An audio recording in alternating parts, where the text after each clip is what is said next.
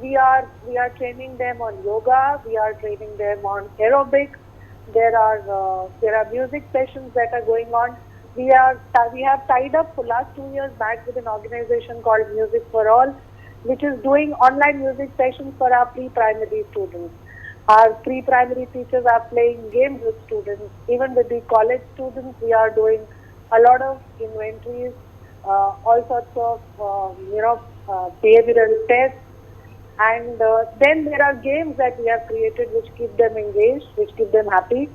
In fact, if you go up to our website, you will come across a lot of parents who have posted on our website how excited they are about the whole process. To keep our faculties motivated, what we did was, as I said, before we began this program, we did a lot of training sessions for them through the use of Skype and Zoom, where they were trained on how these activities will be done. They were given time to create the lesson plans, etc., and share through on our learning management system that we have. So everything was collected in the central repository. At the same time, a lot of comfort has been given to teachers, considering the fact that we are at home and we are all working on our own when it comes to household jobs also. So the teachers have been given the comfort that if for some reason they are not able to take the class on a day, there is a backup plan that has been kept in place. So if A is not able to do it, B is already there waiting, so that if she is not able to do, then I will do the class. So such support were extended. We have created a window where we are sharing a lot of motivational chats, motivational write-ups with our people. We have an advisor in our office who is an ex-IAS officer and a very good writer, Mr. Vinod Malhotra. So he has been writing a lot of blogs for our teachers, which are being shared with all of them. And so, in fact, recently he's written a book on happiness, which is a coincidence, and he's been sharing a lot of things on happiness from the book. Ma'am, I must say your school seems to be properly prepared for this current scenario. Let's go over to Mr. Narayan. Sir, what do you think, coming together of online, offline, digital classrooms and even teachers conducting classes in Zoom? All of these things are coming together beautifully, and all the universities now seem to realize the importance of having these things in the education setup. Is the question to me? Yes, sir. Yeah. See, this is, as I said earlier, this is an opportunity for everyone. Altogether, both educational setup, institutions, students, parents, everybody. See, we have been ruled by the British for last 200 years. Unfortunately, as I have understood these education systems, as I have been involved with the school, I have been involved with IITs. So, if you look at this entire education system of India for last 200 years, we have been a kind of model which the Britishers have set for creating clerks, clerical works, managerial positions to manage their portfolio of companies, their administration. This was the setup created. We should remember this in the back of our mind.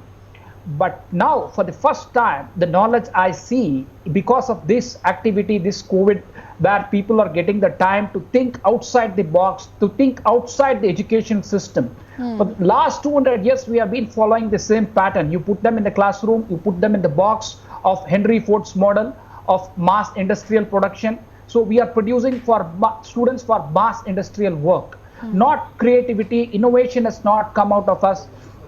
Even if you take at this COVID example, let me see that the molecules which have come out of India for drugs is very, very, very minimal.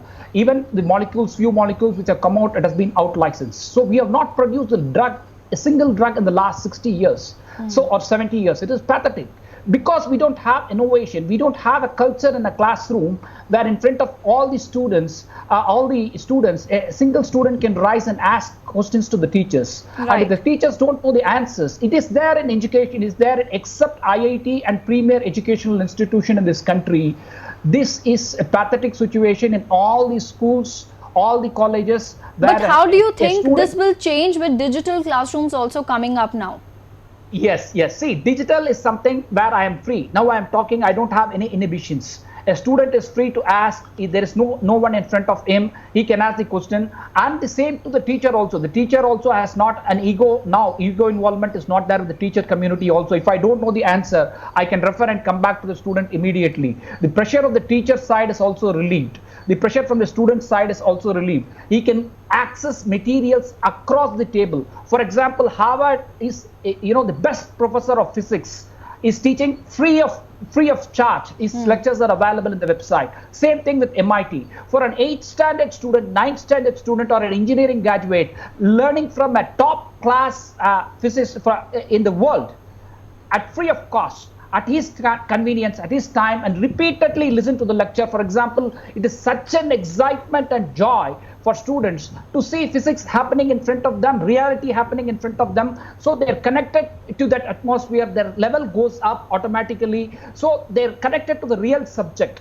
When I am being taught by the best in the area, and whom, for example, there are lectures which even physics lectures which even Bill Gates listen to.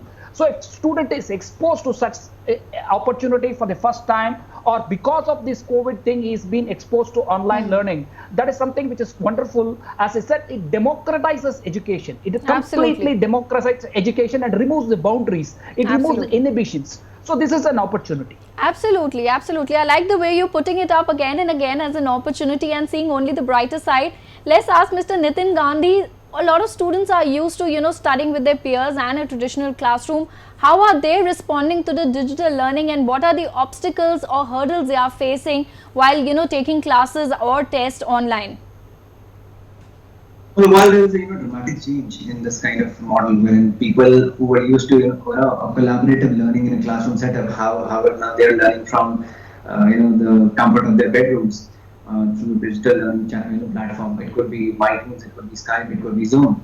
So there are a lot of technology software which are available. However, having said that, the challenges which are there in terms of the screen time, the requirement of sitting in front of maybe some uncomfortable places, or probably the sound systems, trying to use the headphones every time.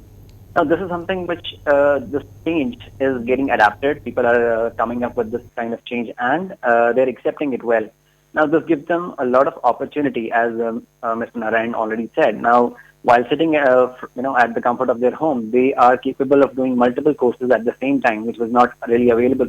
They are into classroom. This also have an impact in the long term, wherein these students can come up with multiple specialities, multiple level of experience or expertise, while using the same amount of time frame which is required for a single kind of education. In terms of the economic model, someone who is spending, let's say, 10 to 15 lakhs for a particular course of face-to-face learning in a university would end up spending, let's say, 3 to 5 lakhs for a course which is a blended opportunity, which can be learned by sitting at their home, and would have an opportunity for studying from the campus for 3 to 5 days. So this is the kind of work from learning while you are earning model, wherein every student might be looking forward to it. This gives them a lot of opportunity in terms of saving costs, learning at the same time, and earning, which is not a bad idea. So this particular period wherein people are learning from home would come up with a change wherein people would get adapt to it, and you would see a transition from face-to-face model to an online learning model. And this is a good news for the education and technology industry. Absolutely, that's an interesting point. They can learn